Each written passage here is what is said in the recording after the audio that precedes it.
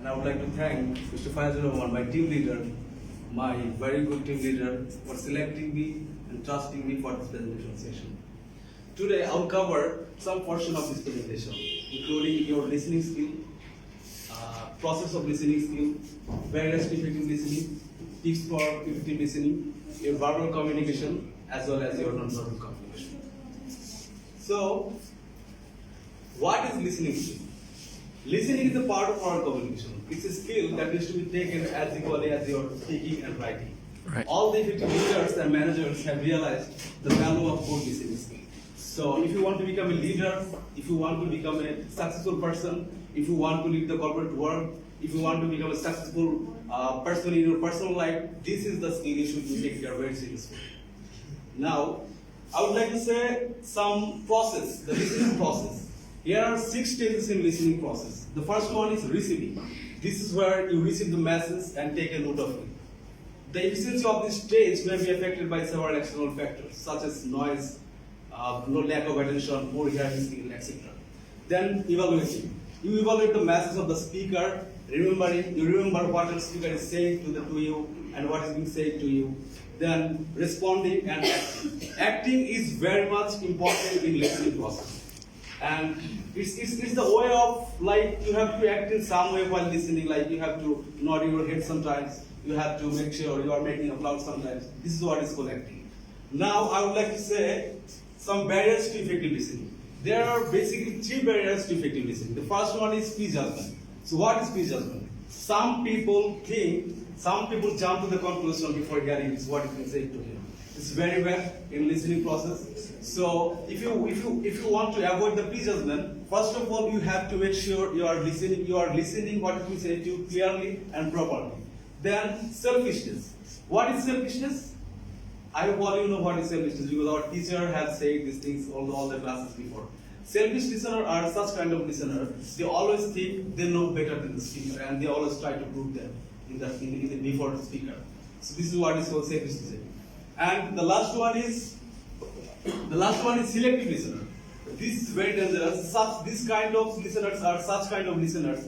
Those who think they so drift their mind all around all the time. While listening, they may think, but they will go for dating for your partner, what they will go for lunch, what they will go for dinner. While listening, they do the same thing together at the same time. They are listening and they are thinking what they will go for after the listening session. Now, I would like to say some tips for your effective listening. The first one is prepare your mind. You have to clear your mind first. First of all, you have to clear your mind what is being said to you. Then don't prejudge. Just don't prejudge. Just don't jump to the conclusion. It is very important to listen what is being said to you, and it is very important to listen clearly before jumping to the conclusion. Avoid prejudgment. I have said it just right now. Just be open-minded. You have to be open-minded first. You have to be open-minded to new information, new situation. Maybe sometimes it's very challenging to accept new information, but you have to be open-minded. Establish a strong eye contact. You have to make sure you are making a very good eye contact with the listener. It's very important because there's a very old saying like eyes are the windows of soul.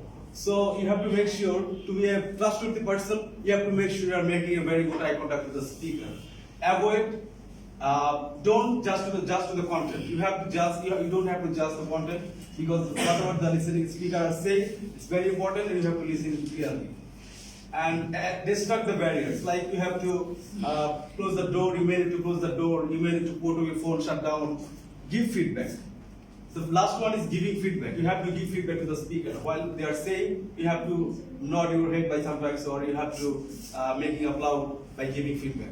So those are the tips for effective listening. Now I am going to say you a very important topic for this presentation session, that is verbal communication and non-verbal communication.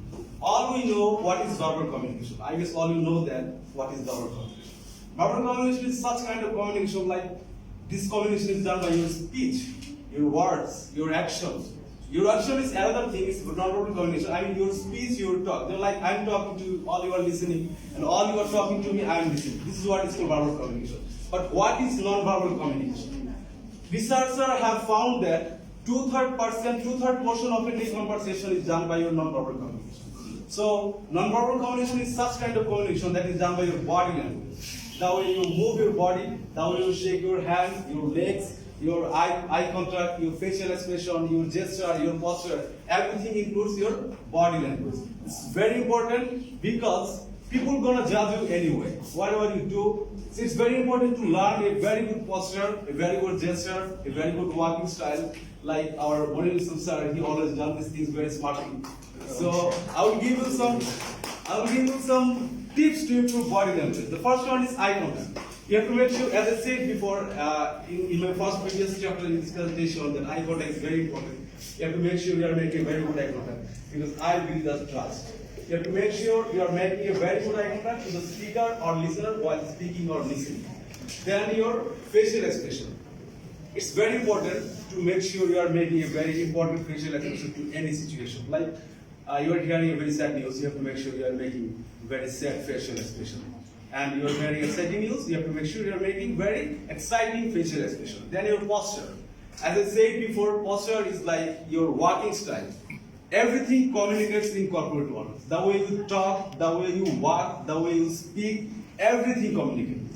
So in my life experience, in my 3 years of working experience, I have seen that your body language plays a vital role in your corporate world to become a leader, to become a successful entrepreneur. Every situation you need to take care of your body language. So it's very important to learn a very good body language.